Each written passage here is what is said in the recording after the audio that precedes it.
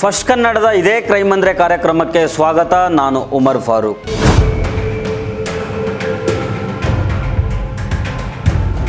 ಒಬ್ಬ ಮಹಿಳೆ ಮದುವೆಗೆ ಅಂತ ಹೋಗಿರ್ತಾಳೆ. ಸುಮ್ಮನೆ ಹೋಗಿರೋದಿಲ್ಲ, ಮೈ ತುಂಬ ಒಡವೆ ಹಾಕ್ಕೊಂಡು ಹೋಗಿರ್ತಾಳೆ. ಮದುವೆ ಮುಗಿಸ್ಕೊಂಡು ಅಮ್ಮನ ಜೊತೆ ಸ್ವಲ್ಪ ಹೊತ್ತು ಇದ್ದು ಗಂಡನ ಜೊತೆಗೆ ಫೋನಲ್ಲಿ ಮಾತಾಡಿ ಎಲ್ಲ ಸರಿ ಆಯಿತು ಅಂಥೇಳಿ ಮದುವೆ ಮನೆಯಿಂದ ಬಂದು ಬಸ್ ಹತ್ತಿ ಹೊರಡ್ತಾಳೆ. ಆದರೆ ಆಕೆ ಬರೋದೇ ಇಲ್ಲ. ಗಂಡ ಕಾಯ್ಕೊಂಡು ನಿಂತಿರ್ತಾನೆ. ಬರದೇ ಇರೋದನ್ನು ನೋಡಿ ಗಾಬರಿ ಆಗ್ತಾನೆ. ಪೊಲೀಸ್ ಸ್ಟೇಷನ್ಗೆ ಹೋಗಿ ಮಿಸ್ಸಿಂಗ್ ಕಂಪ್ಲೇಂಟನ್ನು ಕೊಡ್ತಾನೆ.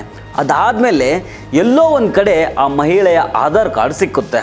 ಹಾಗೆ ಹುಡುಕಿಕೊಂಡು ಹೋದಾಗ ಆಕೆಯ ಬಟ್ಟೆಗಳು ಸಿಗ್ತವೆ. ಇನ್ನೂ ಸ್ವಲ್ಪ ಮುಂದೆ ಹೋದಾಗ ಆಕೆಯ ಒಳ ಉಡುಪುಗಳು ಸಿಗ್ತವೆ. ಒಳ ಉಡುಪುಗಳು ಸಿಕ್ಕ ಜಾಗದ ಸಮೀಪದಲ್ಲಿ ಒಂದು ಕೆರೆ ಇರುತ್ತೆ.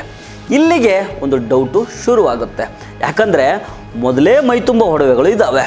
ಒಡವೆಗಳಿಗೋಸ್ಕರ ಯಾರೋ ಕಿಡ್ನ್ಯಾಪ್ ಮಾಡಿದ್ದಾರೆ, ಅತ್ಯಾಚಾರ ಮಾಡಿ ಕೊಂದು ಕೆರೆಗೆ ಎಸೆದಿದ್ದಾರೆ ಅನ್ನೋ ಅನುಮಾನಗಳು ಹುಟ್ಕೊಳ್ತವೆ. ಪೊಲೀಸರು ತಲೆ ಕೆರ್ಕೊಂಡು ಹುಡುಕಾಡೋದಕ್ಕೆ ಶುರು ಮಾಡ್ತಾರೆ. ಕೆರೆಗೆ ಮುಳುಗು ತಜ್ಞರು ಬರ್ತಾರೆ. ಡ್ರೋನ್ಗಳನ್ನು ತಂದು ಹುಡುಕಾಟ ನಡೆಸ್ತಾರೆ. ಆದರೆ ಆ ಮಹಿಳೆ ತನ್ನ ಬಾಯ್ ಫ್ರೆಂಡ್ ಜೊತೆಗೆ ಜಾಲಿ ಮೂಡ್ನಲ್ಲಿರೋದು ಪತ್ತೆ ಆಗುತ್ತೆ. ಇಲ್ಲಿಗೆ ಒಂದು ಬೃಹನ್ ನಾಟಕ ಅಂತ್ಯ ಕಾಣುತ್ತೆ.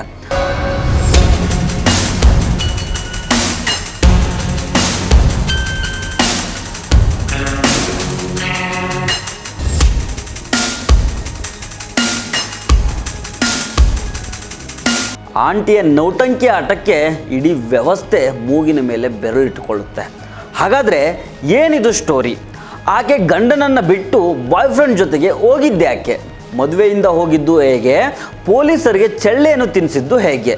ಈ ಸ್ಟೋರಿಯನ್ನು with date with timings step by step ಹೇಳ್ತಾ ಹೋಗ್ತೀನಿ. ಈ ವಿಡಿಯೋವನ್ನು ಕಡೆ ತನಕ ಮಿಸ್ ಮಾಡದೆ ನೋಡಿ. ಡೇಟ್ ಬಂದು ಫೆಬ್ರವರಿ 12ನೇ ತಾರೀಕು. ಪ್ರಿಯಾಂಕಾ ಅನ್ನೋ ಈ ಮಹಿಳೆ ತುಮಕೂರು ಜಿಲ್ಲೆಯ ಕುಣಿಗಲ್ ತಾಲೂಕಿನ ಹೆಲಿಯೂರು ಗ್ರಾಮದಿಂದ ಚಿಕ್ಕಮಗಳೂರಿಗೆ ಬಂದಿರ್ತಾಳೆ. ಇಲ್ಲಿ ಚಿಕ್ಕಮ್ಮನ ಮಗಳ ಮದುವೆ ಇರುತ್ತೆ. ಮದುವೆಗೆ ಹೋಗುವಾಗ ಮೈ ಮೇಲೆ ಸುಮಾರು 20 ಲಕ್ಷ ರೂಪಾಯಿ ಮೌಲ್ಯದ ಒಡವೆ ಹಾಕ್ಕೊಂಡಿರ್ತಾಳೆ. ಕೆಲವರು 30 ಲಕ್ಷ ರೂಪಾಯಿ ಮೌಲ್ಯದ ಒಡವೆ ಅಂತ ಹೇಳ್ತಾ ಇದ್ದಾರೆ. ಒಟ್ಟಿನಲ್ಲಿ ಮನೆಯಲ್ಲಿದ್ದ ಎಲ್ಲ ಒಡವೆಗಳನ್ನು ಹಾಕ್ಕೊಂಡು ಮದುವೆಗೆ ಹೋಗಿರ್ತಾಳೆ. ಈಕೆಗೆ ಮದುವೆ ಕೂಡ ಆಗಿರ್ತದೆ. ಗಂಡ ಹೆಂಡತಿ ಒಂದೇ ಕಡೆ ಕೆಲಸ ಮಾಡ್ತಾ ಇರ್ತಾರೆ. ಇದೇ ಈ ಕಥೆಯ ಟರ್ನಿಂಗ್ ಪಾಯಿಂಟ್ ಆಗುತ್ತೆ. ಅದು ಹೇಗೆ ಅನ್ನೋದು ಮುಂದೆ ನಿಮಗೆ ಗೊತ್ತಾಗುತ್ತೆ. ಚಿಕ್ಕಮಗಳೂರಿನಲ್ಲಿ ಚಿಕ್ಕಮ್ಮನ ಮಗಳ ಮದುವೆಯಲ್ಲಿ ಭಾಗಿಯಾಗಿದ್ದ ಪ್ರಿಯಾಂಕಾ ಮದುವೆ ಮುಗಿಸ್ಕೊಂಡು ಹಾಸನ ಜಿಲ್ಲೆಯಲ್ಲಿರೋ ಬೇಲೂರಿಗೆ ಹೋಗಿರ್ತಾಳೆ. ಇದು ಆಕೆ ತವ್ರ ಮನೆ. ಅಲ್ಲಿ ಮದುವೆಗೆ ಹಾಕ್ಕೊಂಡೋಗಿದ್ದ ಸೀರೆಯನ್ನು ಚೇಂಜ್ ಮಾಡಿಕೊಂಡು ಬೇರೆ ಡ್ರೆಸ್ಸು ಹಾಕ್ಕೊಂಡಿರ್ತಾಳೆ. ವಾಪಸ್ ಗಂಡನ ಮನೆಗೆ ಹೋಗ್ತೀನಿ ಅಂತ ಹೊರಡೋಕೆ ರೆಡಿಯಾಗಿ ತಾಯಿಯನ್ನು ತಬ್ಕೊಂಡು ಗೊಳೋ ಅಂತ ಹತ್ತು ತವ್ರ ಮನೆಯಿಂದ ಹೊರಡ್ತಾಳೆ. ಗಂಡನ ಮನೆಗೆ ಹೋಗಬೇಕು ಅಂತ ಬಸ್ ಹತ್ತಿದವಳು ದಿಢೀರಂತ ನಾಪತ್ತೆ ಆಗಿಬಿಡ್ತಾಳೆ. ಮನೆಗೆ ಬರ್ತಿದ್ದೀನಿ ಅಂತ ಗಂಡನಿಗೆ ಫೋನ್ ಮಾಡಿರ್ತಾಳೆ. ಬಸ್ ಹತ್ತಿದ್ದೀನಿ ಅಂತ ಅಮ್ಮನಿಗೆ ಫೋನ್ ಮಾಡಿ ಹೇಳಿರ್ತಾಳೆ. ಇಷ್ಟೆಲ್ಲ ಆದಮೇಲೆ ಏಕಾಏಕಿ ನಾಪತ್ತೆ ಆಗಿಬಿಡ್ತಾಳೆ. ಆಗ ಗಂಡನಿಗೆ ಸಿಕ್ಕಾಪಟ್ಟೆ ಟೆನ್ಷನ್ ಆಗುತ್ತೆ. ಗಂಡನ ಹೆಸರು ರುದ್ರೇಶ್ ಅಂತ. ನನ್ನ ಹೆಂಡತಿ ಪ್ರಿಯಾಂಕಾ ಎಲ್ಲೋದ್ಲಪ್ಪ ಅಂತ ಗಂಡ ಗಾಬರಿ ಆಗ್ತಾನೆ. ಪೊಲೀಸ್ ಸ್ಟೇಷನ್ಗೆ ಹೋಗಿ ಒಂದು ಮಿಸ್ಸಿಂಗ್ ಕಂಪ್ಲೇಂಟನ್ನು ಕೊಡ್ತಾರೆ. ಸಂಬಂಧಿಕರು ದೂರು ಕೊಟ್ಟರು ಪೊಲೀಸರು ಕೋಆಪ್ರೇಟ್ ಮಾಡ್ತಾ ಇಲ್ಲ ಅಂತ ಗಲಾಟೆ ಮಾಡ್ತಾರೆ. ಪೊಲೀಸ್ ಡಿಪಾರ್ಟ್ಮೆಂಟ್ ವಿರುದ್ಧ ಆಕ್ರೋಶ ಹೊರಗಾಕ್ತಾರೆ. ಮರುದಿನ ಹಾಸನದ ಹೆದ್ದಾರಿ ಸಮೀಪದಲ್ಲಿ ಒಂದು ಕಲ್ಕೆರೆ ಅಂತ ಕೆರೆ ಇದೆ. ಅಲ್ಲಿ ಪ್ರಿಯಾಂಕಳ ಆಧಾರ್ ಕಾರ್ಡ್ ಸಿಕ್ಕುತ್ತೆ. ಆಧಾರ್ ಕಾರ್ಡ್ ಕೈಯಲ್ಲಿ ಹಿಡ್ಕೊಂಡವರು ಪ್ರಿಯಾಂಕಳ ಗಂಡನಿಗೆ ಫೋನ್ ಮಾಡ್ತಾರೆ. ನಾವು ಧರ್ಮಸ್ಥಳಕ್ಕೆ ಹೋಗ್ತಾ ಇದ್ವಿ, ಈ ರೀತಿ ಇಂತಹ ಜಾಗದಲ್ಲಿ ಪ್ರಿಯಾಂಕಾ ಅವರ ಆಧಾರ್ ಕಾರ್ಡ್ ಸಿಕ್ಕಿದೆ ಅಂತ ಹೇಳ್ತಾರೆ. ಆಗ ಗಂಡ ಮತ್ತಷ್ಟು ಗಾಬರಿಯಾಗಿ ಸ್ಟೇಷನ್ಗೆ ಓಡೋಡಿ ಬಂದು ಇನ್ಫಾರ್ಮ್ ಮಾಡ್ತಾನೆ. ಆಗ ಪೊಲೀಸರು ಹುಡುಕೊಂಡು ಹೋಗ್ತಾರೆ. ಆಧಾರ್ ಕಾರ್ಡ್ ಸಿಕ್ಕಿರೋ ಜಾಗದಲ್ಲಿ ಸರ್ಚಿಂಗ್ ಶುರು ಮಾಡ್ತಾರೆ. ಅಲ್ಲಿ ಹುಡುಕಾಡುವಾಗ ಸ್ವಲ್ಪ ಮುಂದೆ ಪ್ರಿಯಾಂಕಳ ಚಪ್ಪಲಿ ಸಿಕ್ಕುತ್ತೆ. ಅದಕ್ಕೂ ಮುಂದೆ ಹೋಗಿ ಹುಡುಕಾಡಿದಾಗ ಅಲ್ಲಿ ಬಟ್ಟೆ ಸಿಕ್ಕುತ್ತೆ. ಅದಕ್ಕೂ ಮುಂದೆ ಹೋಗಿ ನೋಡಿದಾಗ ಒಂದು ಕಡೆ ಅಲ್ಲಿ ಆಕೆಯ ಒಳ ಉಡುಪುಗಳು ಸಿಕ್ಕುತ್ತೆ. ಹೀಗಾಗಿ ಇಲ್ಲಿ ಒಂದು ದೊಡ್ಡ ಅನುಮಾನ ಹುಟ್ಕೊಳ್ಳುತ್ತೆ. ಮೊದಲೇ ಪ್ರಿಯಾಂಕಾ ಕಾಸ್ಟ್ಲಿ ಒಡವೆಗಳನ್ನು ಹಾಕ್ಕೊಂಡು ಮದುವೆಗೆ ಹೋಗಿರ್ತಾಳೆ. ಆ ಒಡವೆಗಳಿಗೋಸ್ಕರ ಪ್ರಿಯಾಂಕಳನ್ನು ಯಾರಾದರೂ ಕಿಡ್ನ್ಯಾಪ್ ಮಾಡಿ ಒಡವೆಗಳನ್ನು ಕಿತ್ಕೊಂಡು ಆಕೆಯ ಮೇಲೆ ಅತ್ಯಾಚಾರ ಮಾಡಿದ್ರ. ಕೊನೆಗೆ ಆಕೆಯನ್ನು ಕೊಂದು ಅಲ್ಲೇ ಇದ್ದ ಕೆರೆಗೆ ಎಸ್ಬಿಟ್ರ. ಇಂಥ ಅನೇಕ ಅನುಮಾನಗಳು ಹುಟ್ಕೊಳ್ತವೆ. ಪ್ರಿಯಾಂಕಳ ಗಂಡ ಮತ್ತು ಸಂಬಂಧಿಕರು ಟೆನ್ಷನ್ನಲ್ಲಿರ್ತಾರೆ. ಪೊಲೀಸರಂತೂ ತಲೆ ಕೆರ್ಕೊಂಡು ಕೂತಿರ್ತಾರೆ. ಯಾಕಂದರೆ ಮೊದಲು ಪ್ರಿಯಾಂಕಳ ಕಾಲ್ ರೆಕಾರ್ಡ್ಸ್ ಕೂಡ ಚೆಕ್ ಮಾಡಿರ್ತಾರೆ. ಅಲ್ಲಿ ಡೌಟ್ಸ್ ಬರುವಂಥ ಯಾವ ಅಂಶಗಳು ಕೂಡ ಇರೋದಿಲ್ಲ. ಯಾಕಂದರೆ ಗಂಡ ಮತ್ತು ತಾಯಿಗೆ ಕಾಲ್ ಮಾಡಿ ಮಾತಾಡಿರ್ತಾಳೆ. ಹೀಗಾಗಿ ಇಲ್ಲೇ ಕೆರೆಯಲ್ಲಿ ಹೆಣವಾಗಿ ಬಿದ್ದಿರ್ಬೋದು ಅಂದ್ಕೊಂಡು ಕೆರೆಯ ಇಂಚಿಂಚು ಜಾಲಾಡೋಕ್ಕೆ ಶುರು ಮಾಡ್ತಾರೆ. ಅಗ್ನಿಶಾಮಕ ದಳದವ್ರು ಬರ್ತಾರೆ, ಮುಳುಗು ತಜ್ಞರು ಬರ್ತಾರೆ. ಮುಳುಗು ತಜ್ಞ ಈಶ್ವರ್ ಮಲ್ಪೆ ಕೂಡ ಬಂದು ಕೆರೆಯ ಇಂಚಿಂಚು ಹುಡುಕಾಡ್ತಾರೆ. ಏನು ಸಿಗದೇ ಇದ್ದಾಗ ಡ್ರೋನ್ಗಳನ್ನು ತರಿಸಿ ಹುಡುಕಾಡಿಸ್ತಾರೆ. ಆದರೆ ಏನಂದರೆ ಏನೂ ಪ್ರಯೋಜನ ಆಗೋದಿಲ್ಲ. ಗುಲಗಂಜಿಯಷ್ಟು ಲಾಭ ಇಲ್ಲಿ ಆಗೋದಿಲ್ಲ. ಯಾಕಂದರೆ ಮದುವೆ ಅಂತ ಒಡವೆ ಹಾಕಿಕೊಂಡು ಹೋಗಿದ್ದ ಪ್ರಿಯಾಂಕಾ ಏನಾಗಿ ಓದ್ಲು ಅಂತ ಅಂದ್ಕೊಂಡಿದ್ದ ಪ್ರಿಯಾಂಕಾ ದೊಡ್ಡ ಡ್ರಾಮಾ ಮಾಡಿಬಿಟ್ಟಿದ್ಲು. ಹಗಲು ರಾತ್ರಿ ಕೆರೆ ನೀರಿನಲ್ಲಿ ಮುಳುಗಿ ಹುಡುಕಾಡ್ದವ್ರಿಗೆ ವಡೆ ಪಾಯಸ ತಿನ್ನಿಸಿದ್ಲು. ಇಲ್ಲಿ ಆಗಿದ್ದೇನೆಂದರೆ, ಮದುವೆ ಮುಗಿಸ್ಕೊಂಡು ಹಾಸನದ ಬೇಲೂರಿಗೆ ಬಂದಿದ್ದ ಪ್ರಿಯಾಂಕಾ ವಾಪಸ್ ಗಂಡನ ಮನೆಗೆ ಹೋಗ್ತೀನಿ ಅಂತ ಬೇಲೂರು ಬಸ್ ಸ್ಟ್ಯಾಂಡಿಗೆ ಬಂದು ಬಸ್ ಹತ್ತಿರ್ತಾಳೆ. ಗಂಡನ ಊರಿನಲ್ಲಿ ಇಳಬೇಕಾಗಿದ್ದ ಪ್ರಿಯಾಂಕಾ ಬೇಲೂರಿನಿಂದ ನೆಕ್ಸ್ಟ್ ಸ್ಟಾಪ್ನಲ್ಲೇ ಇಳ್ಕೊಂಡಿರ್ತಾಳೆ. ಅಲ್ಲಿಗೆ ಇವಳ ಪ್ರಿಯಕರ ಡೇವಿಡ್ ಬಂದಿರ್ತಾನೆ. ಮತ್ತೆ ಇವಳ ಫೋನ್ ಕಾಲ್ ಲಿಸ್ಟ್ನಲ್ಲಿ ಗಂಡ ಮತ್ತು ತಾಯಿಗೆ ಮಾತ್ರ ಮಾತಾಡಿದ್ಲು ಅಂತ ಹೇಳಿದ್ರಿ. ಬಾಯ್ ಫ್ರೆಂಡ್ ಜೊತೆಗೆ ಹೇಗೆ ಕಾಂಟ್ಯಾಕ್ಟ್ ಮಾಡಿದ್ಲು ಅಂತ ನೀವು ಕೇಳ್ಬೋದು. ಈ ಪ್ರಶ್ನೆಗೆ ಉತ್ತರ ಮುಂದೆ ನಿಮ್ಗೆ ಗೊತ್ತಾಗುತ್ತೆ. ಬೈಕ್ನಲ್ಲಿ ಬಂದ ಡೇವಿಡ್ ಜೊತೆ ಸೇರಿಕೊಂಡ ಪ್ರಿಯಾಂಕಾ ನಾಪತ್ತೆ ಸೀನ್ ಕ್ರಿಯೇಟ್ ಮಾಡೋ ಸಲುವಾಗಿ ರಾತ್ರಿ ಹೊತ್ತು ಒಂದು ಫಾರೆಸ್ಟ್ನಲ್ಲಿ ಆಧಾರ್ ಕಾರ್ಡನ್ನು ಬಿಸಾಕ್ತಾಳೆ. ಇನ್ನೊಂದು ಕಡೆ ಚಪ್ಪಲಿ ಬಿಡ್ತಾಳೆ, ಮತ್ತೊಂದು ಕಡೆ ವ್ಯಾನಿಟಿ ಬ್ಯಾಗ್ ಬಿಸಾಡಿರ್ತಾಳೆ. ಇನ್ನೂ ಸ್ವಲ್ಪ ದೂರದಲ್ಲಿ ಅಂದರೆ ಕೆರೆಯ ಸಮೀಪದಲ್ಲಿ ಪೊಲೀಸರ ತನಿಖೆಯನ್ನು ದಿಕ್ ತಪ್ಪಿಸೋ ಸಲುವಾಗಿ ತಾನು ಧರಿಸಿದ್ದ ಬಟ್ಟೆ ಮತ್ತು ಒಳ ಉಡುಪುಗಳನ್ನು ಹಾಗೆ ಬಿಸಾಡಿರೋದಲ್ಲ, ಬದಲಾಗಿ ಹರಿದು ಬಿಸಾಡಿರ್ತಾಳೆ. ಈ ಮಹಾತಾಯಿ ಸಿನಿಮಾಗಳಲ್ಲಿ ರೇಪ್ ಸೀನ್ಗಳನ್ನು ಸಿಕ್ಕಾಪಟ್ಟೆ ನೋಡ್ಬಿಟ್ಟಿದ್ದಾಳೆ ಅನಿಸುತ್ತೆ. ಇರಲಿ, ಮುಂದೇನಾಯಿತು ಅಂತ ಹೇಳೋಕ್ಕೂ ಮೊದಲು ಆಂಟಿಯ ನೌಟಂಕಿ ಟೈಮ್ಲೈನ್ ಹೇಗಿತ್ತು ಅನ್ನೋದನ್ನು ಕ್ವಿಕ್ಕಾಗಿ ಮುಗಿಸ್ಬಿಡ್ತೀನಿ.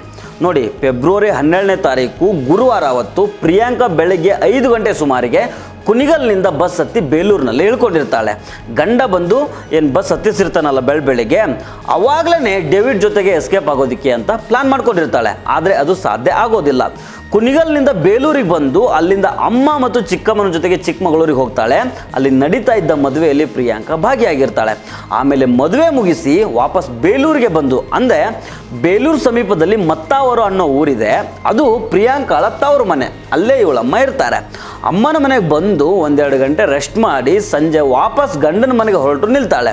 ಸಂಜೆ 6 ಗಂಟೆ 30 ನಿಮಿಷಕ್ಕೆ ಮತ್ತಾವರದಿಂದ ಬಸ್ ಹತ್ತಿ 7 ಗಂಟೆ 7 ನಿಮಿಷಕ್ಕೆ ಬೇಲೂರಿಗೆ ಬಂದಿರ್ತಾಳೆ. ಅಲ್ಲಿಗೆ ಇವಳ ಬಾಯ್ ಫ್ರೆಂಡ್ ಡೇವಿಡ್ ಸಹ ಬೈಕ್ನಲ್ಲಿ ಬಂದಿರ್ತಾನೆ, ಕರ್ಕೊಂಡು ಹೋಗ್ತಾನೆ. ಇಲ್ಲಿ ಇವಳ ನೌಟಂಕಿ ಆಟ ಬೇಗನೆ ಬಯಲಿಗೆ ಯಾಕೆ ಬಂದಿಲ್ಲ ಅಂದರೆ, ಡೇವಿಡ್ ಜೊತೆ ಮಾತಾಡೋದಕ್ಕೆ ಈಕೆ ಸೆಪ್ರೇಟ್ ಸಿಮ್ಮನ್ನು ಯೂಸ್ ಮಾಡ್ತಾ ಇರ್ತಾಳೆ. ಹೀಗಾಗಿ ಈಕೆ ರೆಗ್ಯುಲರ್ ಆಗಿ ಯೂಸ್ ಮಾಡ್ತಾ ಇದ್ದ ಸಿಮ್ಮಿನ CDR ಅಂದರೆ ಕಾಲ್ ಡೀಟೇಲ್ಸ್ ತೆಗೆದಾಗ ಯಾವುದೇ ಸುಳಿವು ಸಿಕ್ಕಿರೋದಿಲ್ಲ. ಹೀಗಾಗಿ ಪೊಲೀಸರು ಕಂಗಲಾಗಿ ಹೋಗಿರ್ತಾರೆ. ಕಡೆಗೆ ಒಂದೇ ಮೊಬೈಲ್ನಲ್ಲಿ 2 ಸಿಮ್ಗಳನ್ನು ಪ್ರಿಯಾಂಕಾ ಯೂಸ್ ಮಾಡ್ತಾ ಇದ್ಲು ಅನ್ನೋ ಮಾಹಿತಿ ಪೊಲೀಸರಿಗೆ ಸಿಕ್ಕುತ್ತೆ. ಇದೇ ಮಾಹಿತಿಯನ್ನು ಆಧರಿಸಿ ಪೊಲೀಸರು ತನಿಖೆಗೆ ಇಳಿದಾಗ ಆಂಟಿಯ ನೌಟಂಕಿ ಆಟ ಒಂದೊಂದೇ ಬಯಲಿಗೆ ಬರುತ್ತೆ. ಬೇಲೂರಿನಿಂದ ಬಾಯ್ ಫ್ರೆಂಡ್ ಜೊತೆ ಬೈಕ್ ಹತ್ತಿ ಹೋದ ಪ್ರಿಯಾಂಕಾ ದಾರಿ ಮಧ್ಯೆ ಡ್ರೆಸ್ ಚೇಂಜ್ ಮಾಡ್ತಾಳೆ. ತಾಯಿ ಮನೆಯಿಂದ ಹೊರಟಾಗ ಹಾಕ್ಕೊಂಡಿದ್ದ ಟಾಪು, ಪ್ಯಾಂಟು ಮತ್ತು ಒಳ ಉಡುಪುಗಳನ್ನು ಬಿಚ್ಚಿ ಕೆರೆ ಸಮೀಪದಲ್ಲಿ ಬಿಸಾಡಿ ಹಾಸನದ ಮೂಲಕ ಅದೇ ದಿನ ಡೇವಿಡ್ ಜೊತೆಗೆ ಕುಣಿಗಲ್ಗೆ ಬಂದಿರ್ತಾಳೆ. ಈ ಡೇವಿಡ್ ಯಾರು, ಇವಳಿಗೆ ಹೇಗೆ ಪರಿಚಯ ಆದ, ಸಂಬಂಧ ಹೇಗೆ ಬೆಳೀತು ಅನ್ನೋದು ಅದನ್ನು ಮುಂದೆ ಗೊತ್ತಾಗುತ್ತೆ ನಿಮಗೆ. ಇಬ್ಬರು ಬೈಕ್ನಲ್ಲಿ ಕುಣಿಗಲ್ಗೆ ಬರ್ತಾರೆ. ಬಟ್ಟೆ ರಸ್ತೆಯಲ್ಲಿ ಸಿಕ್ಕರೆ ಎಲ್ಲ ಕಡೆ ಹುಡುಕಾಡ್ತಾರೆ. ಏನೂ ಸುಳಿವು ಸಿಕ್ಕಿಲ್ಲ ಅಂದಾಗ ಯಾರೋ ಕೊಲೆ ಮಾಡಿ ಎಲ್ಲೋ ಬಿಸಾಡಿದ್ದಾರೆ ಅಂತ ಸುಮ್ಮನಾಗ್ತಾರೆ. ಪೊಲೀಸರಿಗೇನು ರಿಪೋರ್ಟ್ ಹಾಕೋದು ಕಷ್ಟ ಅಲ್ವಲ್ಲ. ಈ ರೀತಿಯ ಪ್ಲ್ಯಾನನ್ನು ಈ ಪ್ರಣಯ ಪಕ್ಷಿಗಳು ಮಾಡ್ಕೊಂಡಿರ್ತಾರೆ. ಈಗ ಔಟ್ ಆಫ್ ದಿ ಸಬ್ಜೆಕ್ಟು ಒಂದು ಮಾಹಿತಿ ಹೇಳ್ತೀನಿ ನಿಮಗೆ. ಯಾವುದೇ ಒಂದು ಕ್ರೈಮ್ ಆದಾಗ ಪೊಲೀಸರು 3 ರೀತಿಯ ರಿಪೋರ್ಟ್ಗಳನ್ನು ಕೋರ್ಟ್ಗೆ ಸಲ್ಲಿಸಬೇಕಾಗಿರುತ್ತೆ. ಮೊದಲಿಗೆ ಚಾರ್ಜ್ ಶೀಟು, ಇಂತಹದೊಂದು ಕ್ರೈಮ್ ಆಗಿದೆ, ಅದಕ್ಕೆ ಬೇಕಾಗಿರೋ ಸಾಕ್ಷಿಗಳು ಇಲ್ಲಿದ್ದಾವೆ ನೋಡಿ ಅಂತ ಚಾರ್ಜ್ ಶೀಟನ್ನು ಸಬ್ಮಿಟ್ ಮಾಡ್ತಾರೆ. ಎರಡನೇದು ಬಿ ರಿಪೋರ್ಟು, ಅಂದರೆ ಇಲ್ಲೇನೂ ಆ ರೀತಿ ಇನ್ಸಿಡೆಂಟ್ ಆಗೇ ಇಲ್ಲ, ಅದಕ್ಕೆ ಸಾಕ್ಷಿನೂ ಇಲ್ಲ ಅಂತ, ಕಂಪ್ಲೇಂಟ್ ಕೊಟ್ಟಿದ್ದೇ ಸುಳ್ಳು ಅಂತ, ಇದು ಬಿ ರಿಪೋರ್ಟು. ಮೂರನೇದ್ದು ಸಿ ರಿಪೋರ್ಟು, ಅಂದರೆ ಕ್ರೈಮ್ ಆಗಿದ್ದು ನಿಜ, ಆದರೆ ಅದಕ್ಕೆ ಸಾಕ್ಷಿ ಇಲ್ಲ ಅಂತ. ಎಕ್ಸಾಂಪಲ್ಲು, ಇಲ್ಲಿ ಪ್ರಿಯಾಂಕಾ ನಾಪತ್ತೆ ಆಗಿದ್ದಾಳೆ, ಅಲ್ಲಲ್ಲಿ ಚಪ್ಪಲಿ ಬಟ್ಟೆಗಳು ಬಿದ್ದಿದ್ದಾವೆ, ಅಂದರೆ ಕ್ರೈಮ್ ಆಗಿದೆ ಅಂತ ಆಯಿತು. ಆದರೆ ಪ್ರಿಯಾಂಕಾ ಎಲ್ಲೋದ್ಲು ಏನಾದ್ಲು ಅಂತ ಕಂಡುಹಿಡಿಯೋಕ್ಕೆ ಆಗದೇ ಇದ್ದಾಗ ಪೊಲೀಸರು ಸಿ ರಿಪೋರ್ಟ್ ಹಾಕ್ತಾರೆ. ಕ್ರೈಮ್ ಆಗಿದ್ದು ಹೌದು, ಆದರೆ ನಮ್ಮಿಂದ ಕಂಡುಹಿಡಿಯೋಕ್ಕೆ ಆಗಲಿಲ್ಲ ಅಂತ ಆಗುತ್ತೆ. ಅದೇ ರೀತಿಯೇ ಈ ಪ್ರಿಯಾಂಕಾ ಪ್ಲ್ಯಾನ್ ಮಾಡಿರ್ತಾಳೆ. ಇನ್ನು ಈ ಪ್ರಿಯಾಂಕಾ ಹಾಗೂ ಡೇವಿಡ್ಡು ಇಬ್ಬರು ಕನೆಕ್ಟ್ ಆಗಿದ್ದು ಹೇಗೆ ಅನ್ನೋದನ್ನು ನೋಡೋದಾದರೆ, ಪ್ರಿಯಾಂಕಾ ಕುಣಿಗಲ್ನ ಒಂದು ಫ್ಯಾಕ್ಟ್ರಿಯಲ್ಲಿ ಕೆಲಸ ಮಾಡ್ತಾ ಇರ್ತಾಳೆ. ಇದೇ ಫ್ಯಾಕ್ಟ್ರಿಯಲ್ಲಿ ಡೇವಿಡ್ ಮ್ಯಾನೇಜರ್ ಆಗಿರ್ತಾನೆ. ಆ್ಯಕ್ಚುಲಿ ಇವನು ಉತ್ತರ ಪ್ರದೇಶ ಮೂಲದವನು. ಒಂದೇ ಫ್ಯಾಕ್ಟ್ರಿಯಲ್ಲಿ ಕೆಲಸ ಮಾಡ್ತಾ ಇದ್ದಾಗ ಇಬ್ಬರ ನಡುವೆ ಸಂಬಂಧ ಬೆಳೆದಿರುತ್ತೆ. ಪ್ರಿಯಾಂಕಾಗೆ ಗಂಡನ ಜೊತೆಗೆ ಬದುಕೋಕೆ ಇಷ್ಟ ಇರಲಿಲ್ವಂತೆ. ಹೀಗಾಗಿ ಡೇವಿಡ್ ಜೊತೆಗೆ ಓಡಿ ಹೋಗ್ಬಿಡೋಣ, ಎಲ್ಲಾದರೂ ಹೋಗಿ ಇಬ್ಬರು ಒಟ್ಟಿಗೆ ಬದುಕೋಣ ಅಂತ ಅಂದ್ಕೊಂಡಿರ್ತಾರೆ. ವ್ಯಾಲೆಂಟೈನ್ಸ್ ಡೇ ದಿನ ಇಬ್ಬರು ನೆಮ್ಮದಿಯಾಗಿ ಇರಬೇಕು ಅಂತ ಪ್ಲ್ಯಾನ್ ಮಾಡಿರ್ತಾರೆ. ಹೀಗಾಗಿ 12ನೇ ತಾರೀಕು ನೈಟು ಒಂದು ಮಸ್ತಾಗಿ ಕತೆ ಕಟ್ಟಿ ಎಲ್ರಿಗೂ ವಡೆ ಪಾಯಸ ಉಣಿಸಿ ಎಸ್ಕೇಪ್ ಆಗ್ತಾರೆ. ಇನ್ನೊಂದೇನಂತಂದರೆ ಇವರಿಬ್ಬರು ಕೆಲಸ ಮಾಡ್ತಾ ಇದ್ದ ಫ್ಯಾಕ್ಟ್ರಿ ಮಧ್ಯಪ್ರದೇಶಕ್ಕೆ ಶಿಫ್ಟ್ ಏನೋ ಆಗ್ತಾ ಇತ್ತಂತೆ. ಹೀಗಾಗಿ ಈ ಪ್ರಣಯ ಪಕ್ಷಿಗಳು ಮಧ್ಯಪ್ರದೇಶಕ್ಕೆ ಹೋಗಿ ಹೊಸ ಜೀವನ ನಡೆಸೋಣ ಅಂತ ತೀರ್ಮಾನ ಮಾಡ್ಕೊಂಡಿರ್ತವೆ. ಆದ್ದರಿಂದ ಮನೇಲಿದ್ದ ಇರೋಬ್ಬರೋ ಒಡವೆಗಳನ್ನು ಪ್ರಿಯಾಂಕಾ ದೇಪ್ಕೊಂಡು ಬಂದಿರ್ತಾಳೆ. ವಿಪರ್ಯಾಸ ಏನಂದರೆ ಪ್ರೇಮಿಗಳ ದಿನಾನೇ ಇಬ್ಬರ ಬಂಡವಾಳ ಬಯಲಿಗೆ ಬಂದು ಲಾಕ್ ಆಗಿದ್ದಾರೆ. ಇನ್ನು ಇವರು ಲಾಕ್ ಆಗಿದ್ದು ಹೇಗೆ ಅನ್ನೋದನ್ನು ನೋಡೋದಾದರೆ, ಬೇಲೂರಿನಿಂದ ಪ್ರಿಯಾಂಕಾಳನ್ನು ಬೈಕ್ನಲ್ಲಿ ಕೂರಿಸ್ಕೊಂಡಿದ್ದ ಡೇವಿಡ್ ಸೀದಾ ಕುಣಿಗಲ್ ಸಮೀಪ ಇದ್ದ ಗೊಟ್ಟಿಗೆರೆಯಲ್ಲಿದ್ದ ತನ್ನ ಬಾಡಿಗೆ ಮನೆಗೆ ಕರ್ಕೊಂಡು ಬಂದಿರ್ತಾನೆ. ಪ್ರಿಯಾಂಕಾ ಮನೆಯೊಳಗೇ ಇರ್ತಾಳೆ, ಹೊರಗಡೆ ಬಂದಿರೋದೇ ಇಲ್ಲ. ಮನೆಯೊಳಗಿದ್ದ ಪ್ರಿಯಾಂಕಾಗೆ ಡೇವಿಡ್ ಹೋಟೆಲಿಂದ ಊಟ ನೀರು ತಂದು ಕೊಟ್ಟಿರ್ತಾನೆ. ಹಾಸನ ಪೊಲೀಸರು ಸೀದಾ ಡೇವಿಡ್ ಮನೆಗೆ ಬರ್ತಾರೆ. ಮೊದಲು ಮಫ್ತಿಯಲ್ಲಿದ್ದ ಪೊಲೀಸರು ಡೇವಿಡ್ನ ಮನೆಯಿಂದ ಹೊರಗಡೆ ಎಳ್ಕೊಂಡು ಬರ್ತಾರೆ. ಮೊದಲಿಗೆ ಇಲ್ಲ ಅಂತ ಇದ್ದ ಡೇವಿಡ್ಗೆ ಪೊಲೀಸರು ತಮ್ಮದೇ ಸ್ಟೈಲ್ನಲ್ಲಿ ದೆವ್ವ ಬಿಡಿಸ್ತಾರೆ. ಆಗ ಪ್ರಿಯಾಂಕಾ ತನ್ನ ಮನೆಯ ಬಾತ್ರೂಮ್ನಲ್ಲಿ ಅಡಗಿ ಕೂತ್ಕೊಂಡಿದ್ದಾಳೆ ಅಂತ ಬಾಯಿ ಬಿಡ್ತಾನೆ. ಪೊಲೀಸರು ತನಿಖೆಗೆ ಹೇಳಿದಾಗ ಇವರಿಬ್ಬರ ಸಲುಗೆ ಬಗ್ಗೆ ಮಾಹಿತಿಯನ್ನು ಪಡ್ಕೊಂಡಿರ್ತಾರೆ. ಹಾಗೆ ಇನ್ನೊಂದು ಸಿಮ್ನ ಕಾಲ್ ರೆಕಾರ್ಡ್ಸ್ ತೆಗೆದಾಗ ಡೇವಿಡ್ ಮೇಲೆ ಡೌಟ್ ಬರುತ್ತೆ. ಬಂದು ನೋಡಿದಾಗ ಪ್ರಿಯಾಂಕಾ ಪತ್ತೆ ಆಗ್ತಾಳೆ. ಈ ಎಲ್ಲದರ ಬಗ್ಗೆ ಹಾಸನ ಜಿಲ್ಲಾ SP ಶುಭನ್ವಿತಾ ಮಾತಾಡಿದ್ದಾರೆ, ಕೇಳಿಸ್ಕೊಳ್ಳಿ. 13 ಫೆಬ್ರವರಿ 2026 ರಂದು ಒಂದು ವಿಮೆನ್ ಮಿಸ್ಸಿಂಗ್ ಕೇಸ್ ರಿಜಿಸ್ಟರ್ ಆಗಿತ್ತು ನಮ್ಮ ಬೇಲೂರು ಪೊಲೀಸ್ ಸ್ಟೇಷನ್ ಜುರಿಸ್ಡಿಕ್ಷನ್ನಲ್ಲಿ. ಸೇಮ್ ಡೇ ಆ ಕೇಸ್ ನಾವು ಅರೇಹಳ್ಳಿ ಪೊಲೀಸ್ ಸ್ಟೇಷನ್ಗೆ ಟ್ರಾನ್ಸ್ಫರ್ ಮಾಡಿದ್ದೀವಿ. ಈ ಕೇಸಲ್ಲಿ ಮಿಸ್ಸಿಂಗ್ ವುಮನ್ ಹೆಸರು ಬಂತು ಪ್ರಿಯಾಂಕಾ ಅಂತ, 28 ವರ್ಷ ಏಜ್, ಸಾಕಿನ ಕುಣಿಗಲ. 14th ಫೆಬ್ರವರಿ 2026ಗೆ ನಮಗೆ ಹಾಸನ್ ರೂರಲ್ ಪೊಲೀಸ್ ಸ್ಟೇಷನ್ ಜುರಿಸ್ಡಿಕ್ಷನಲ್ಲಿ ಒಂದು ಕಲ್ಕೆರೆ ಅಂತ ಇದೆ, ಅದರಲ್ಲಿ ದಾರಿ ಮೇಲೆ ಅವರದು ಬಟ್ಟೆ, ಸ್ಲಿಪ್ಪರ್ ಮತ್ತೆ ವ್ಯಾನಿಟಿ ಬ್ಯಾಗ್ 3 ಕಡೆ ಸಿಕ್ಕಿತ್ತು. ಅದಾದ ನಂತರ ನಾವು ತನಿಖಾ ಸ್ಟಾರ್ಟ್ ಮಾಡಿದ್ದೀವಿ. ಕಾಲ್ ಡೀಟೇಲ್ಸ್ ನೋಡುವಾಗ ಅವರು 7:59 PM ಅವರ ತಾಯಿ ಜೊತೆ ಮಾತಾಡಿದ್ದಾರೆ 13th ಫೆಬ್ರವರಿ 2026 ರಂದು. ಅದಾದ ನಂತರ 8:07 PM ಅವರು ಅವರ ಚಿಕ್ಕಮ್ಮ ಜೊತೆ ಮಾತಾಡಿದ್ದಾರೆ, ಸೇಮ್ 12th ಫೆಬ್ರವರಿ 2026 ರಂದು. ಮುಂಚೆ ಅವರು ತಾಯಿ ಜೊತೆ ಮಾತಾಡಿದ್ದಾರೆ 7:59 PM, ಆಮೇಲೆ 8:07 PM ಅವರು ಅವರ ಚಿಕ್ಕಮ್ಮ ಜೊತೆ ಮಾತಾಡಿದ್ದಾರೆ. ಅದಾದ ನಂತರ 8:12 PM ಫೋನ್ ಸ್ವಿಚ್ ಆಫ್ ಆಗಿತ್ತು. 12th ಫೆಬ್ರವರಿಗೆ 13th February FIR register ಆಗಿದೆ. ಈ ಎಲ್ಲ ಡೀಟೇಲ್ಸ್ ತಗೊಂಡು ನಾವು ತನಿಖಾ ಸ್ಟಾರ್ಟ್ ಮಾಡಿದ್ದೀವಿ. ಸ್ಪೆಷಲ್ ಟೀಮ್ಸ್ ಫಾರ್ಮ್ ಮಾಡಿದ್ದೀವಿ. ನಮ್ಮ 2 ಜನ ಅಡಿಷನಲ್ SPs ಮತ್ತೆ DSP ಹಾಸನ್ ದಿನ ನಾವು ಒಂದು ಸ್ಪೆಷಲ್ ಟೀಮ್ ಫಾರ್ಮೇಷನ್ ಮಾಡಿದ್ದೀವಿ. ಕಾಲ್ ಡೀಟೇಲ್ಸ್ ಮತ್ತೆ CCTV ನೋಡುವಾಗ ನಮಗೆ ಕೆಲವು ಕ್ಲೂಸ್ ಸಿಕ್ಕಿತ್ತು. ಆ ಕ್ಲೂಸ್ ಮೇಲೆ ವರ್ಕೌಟ್ ಮಾಡಿಕೊಂಡು ನಾವು ಕುಣಿಗಲ್ಗೆ ಒಂದು ಟೀಮ್ ಕಳಿಸಿದ್ದೀವಿ. ಅಲ್ಲಿ ನಮಗೆ ಅವರು ಸಿಕ್ಕಿದ್ದಾರೆ, ಅವರು ಸುರಕ್ಷಿತ ಇದ್ದಾರೆ, ಬದುಕಿದ್ದಾರೆ. ಅವರಿಗೆ ರಿಕವರ್ ಮಾಡಿಕೊಂಡು ನಾವು ಇಲ್ಲಿ ವಾಪಸ್ ಬಂದಿದ್ದೀವಿ. ಈಗ ಎನ್ಕ್ವೈರಿ ನಡೀತಾ ಇದೆ. ಒಬ್ರು ಪರಿಚಿತ್ ಅವರು ಮನೆಗೆ ಇದ್ರು. ಅವರು ಪ್ರೈಮರಿ ಮಾಹಿತಿ ಪ್ರಕಾರ ಗಂಡನ ಜೊತೆಗೆ ಇರಕ್ಕೆ ಅವರಿಗೆ ಇಷ್ಟ ಇರಲಿಲ್ಲ,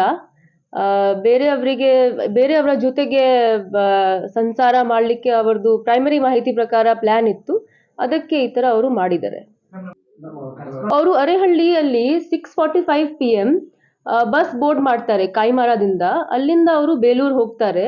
ದೆನ್ ಬೇಲೂರಲ್ಲಿ ಪರಿಚಿತ್ ಅವರು ಬರ್ತಾರೆ, ಅಲ್ಲಿಂದ ಅವರು ವಾಪಸ್ ಹೋಗ್ತಾರೆ. ಆಕ್ಚುಲಿ ಇಲ್ಲಿ ಬಂದಿದ್ದವರು ಅವರು ಕುಣಿಗಲಿಂದ ಬಂದು ಚಿಕ್ಕಮಗಳೂರಲ್ಲಿ ಮದುವೆ ಅಟೆಂಡ್ ಮಾಡ್ಲಿಕ್ಕೆ. ದೆನ್ ಅಲ್ಲಿಂದ 6:45 PM ಸಂಜೆ ತಾಯಿ ಜೊತೆಗೆ ಅವರು ಬಸ್ ಸ್ಟ್ಯಾಂಡ್ಗೆ ಹೋಗ್ತಾರೆ ಅರೇಹಳ್ಳಿಯಲ್ಲಿ ಕಾಯಿಮಾರ. ಅಲ್ಲಿಂದ ಅವರು ಬಸ್ ಬೋರ್ಡ್ ಮಾಡ್ತಾರೆ, ಅಲ್ಲಿಂದ ಅವರು ಬೇಲೂರು ಹೋಗ್ತಾರೆ. ಮತ್ತೆ ಎಲ್ಲರಿಗೂ ಹೇಳ್ತಾರೆ ನಾನು ವಾಪಸ್ ಹೋಗ್ತಾ ಇದ್ದೀನಿ ಕುಣಿಗಲ್ಗೆ. ದೆನ್ ಬೇಲೂರಲ್ಲಿ ಅವರು ಡಿಬೋರ್ಡ್ ಮಾಡ್ತಾರೆ ಬಸ್ಗೆ. ಅಲ್ಲಿಂದ ಪರಿಚಿತ್ ಯಾರಿದ್ದಾರೆ ಅವರ ಜೊತೆಗೆ ಅವರು ವಾಪಸ್ ಕುಣಿಗಲ್ ಹೋಗ್ತಾರೆ. ಅವರು ಏನ್ ಆರೋಪ ಮಾಡಿದ್ದಾರೆ ಅದು ಬೇರೆ ಕತೆ ಇದೆ, ಅದರ ಮೇಲೆ ಎನ್ಕ್ವೈರಿ ಆಗುತ್ತೆ, ಅದು ನಾನು ಡಿನೈ ಮಾಡ್ತಾ ಇಲ್ಲ. ಬಟ್ ಯಾವಾಗ ನಮ್ಮ ಗಮನಕ್ಕೆ ಬಂದಿದೆ ಈ ಮ್ಯಾಟರ್, ನಾವು ತುಂಬಾ ಸೀರಿಯಸ್ ಆಗಿ ಇದು ತಗೊಂಡಿದ್ದೀವಿ. ಮತ್ತೆ ವಿದಿನ್ 10 to 12 hours ನಾವು ಪತ್ತೆ ಕೂಡ ಮಾಡಿದ್ದೀವಿ. ನಾನು ನಿನ್ನೆನೂ ಹೇಳಿದ್ದೀನಿ ಎಲ್ಲರಿಗೂ ದಟ್ ನಾವು ಎಲ್ಲ ಆಂಗಲ್ಸ್ ನೋಡ್ತಾ ಇದ್ದೀವಿ, ನಾವು ಎಲ್ಲ ಆಂಗಲ್ಸ್ ನೋಡಿದ್ದೀವಿ. ಅದಕ್ಕೆ ನಮ್ಮ ಟೀಮ್ ತುಂಬಾ ಚೆನ್ನಾಗಿ ಕೆಲಸ ಮಾಡಿದ್ದಾರೆ. ಅವರಿಗೆ ವಿದಿನ್ 12 hours ಅವರಿಗೆ ರಿಕವರ್ ಮಾಡಿದ್ದಾರೆ ಎಲ್ಲ ಆಂಗಲ್ಸ್ ಅನಲೈಸ್ ಮಾಡಿಕೊಂಡು. ನಾವು ಆಕ್ಚುಲಿ ಕಾಲ್ ಡೀಟೇಲ್ ಅನಲೈಸ್ ಮಾಡಿದ್ದೀವಿ. ಕಾಲ್ ಡೀಟೇಲ್ ಅನಲೈಸ್ ಮಾಡಿಕೊಂಡು ನಮಗೆ ಒಂದು ಸಸ್ಪಿಷನ್ ಬಂತು, ಆ ಸಸ್ಪೆಷನ್ ಮೇಲೆ ನಾವು ಆಲ್ರೆಡಿ ಹೇಳಿದ್ದೀನಿ, ನಾವು ಎಲ್ಲ ಆಂಗಲ್ಸ್ ಎಕ್ಸ್ಪ್ಲೋರ್ ಮಾಡಿದ್ದೀವಿ. ಸೊ ಈ ಆಂಗಲ್ ಕೂಡ ನಾವು ಕಾಲ್ ಡೀಟೇಲ್ ಅನಲೈಸ್ ಮಾಡಿಕೊಂಡು ಎಕ್ಸ್ಪ್ಲೋರ್ ಮಾಡಿದ್ದೀವಿ. ಅದರಲ್ಲಿ ನಾವು ಒಂದು ಟೀಮ್ ಕಳಿಸಿದ್ದೀವಿ. ಆ ಟೀಮ್ಗೆ ಅವರು ಲೊಕೇಶನ್ ನೋಡಿಕೊಂಡು ಅವರು ಸಿಕ್ಕಿದ್ದಾರೆ. ಅವರು ನಮ್ಮ ಜಿಲ್ಲಾ ಪೊಲೀಸ್ ಮಾಡಿದ್ದಾರೆ, ಇದು ಎಲ್ಲ ಪತ್ತೆ ಅವರೇ ಮಾಡಿದ್ದಾರೆ. ಹೇಳಿದ್ದೀನಿ, ನಮ್ಮ 2 ಜನ ಅಡಿಷನಲ್ SP ಶ್ರೀನಿಧಿ ಮತ್ತೆ ತಮಯ್ಯ ಮತ್ತೆ ನಮ್ಮ DSP ಹಾಸನ್ ಗಂಗಾಧರಪ್ಪ ಅವರೇ ಲೀಡ್ ತಗೊಂಡು ಎಲ್ಲ ಅನಲೈಸ್ ಮಾಡಿಕೊಂಡು ಚೆನ್ನಾಗಿ ಕೆಲಸ ಮಾಡಿದ್ದಾರೆ. ಟೆನ್ಷನ್ ಡೈವರ್ಟ್ ಮಾಡಲಿಕ್ಕೆ ಪ್ಲಾನ್ ಇತ್ತು, ಬೇರೆ ಸಂಸಾರ ಮಾಡಲಿಕ್ಕೆ ಅವರದು ಆಕ್ಚುಲಿ ಮೇಜರ್ ಪ್ಲಾನ್ ಇತ್ತು. ಬಟ್ ಇನ್ನೂ ಡೀಟೇಲ್ ಸ್ಟೇಟ್ಮೆಂಟ್ ನಡೀತಾ ಇದೆ, ತನಿಖಾ ಆಗ್ತಾ ಇದೆ. ಸೊ ಅದು ಸ್ಟಿಲ್ ಆನ್ ಗೋಯಿಂಗ್. ಒಂದು ದೊಡ್ಡ ಹೈಡ್ರಾಮಾ ಮಾಡಿ ಪೊಲೀಸರು, ಅಗ್ನಿಶಾಮಕ ದಳದವರು, ಸೂಕೋ ಟೀಮು, ಮುಳುಗು ತಜ್ಞರು ಅಷ್ಟೇ ಅಲ್ಲ, IPS ಆಫೀಸರ್ಗಳು, SP ಸುಭನ್ವಿತ್ವ ಕೂಡ ಕೆರೆ ಹತ್ರನೇ ಇರ್ತಾರೆ.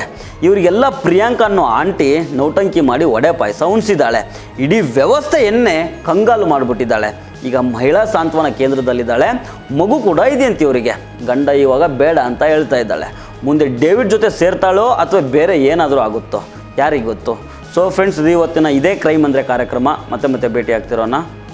ನಮಸ್ಕಾರ.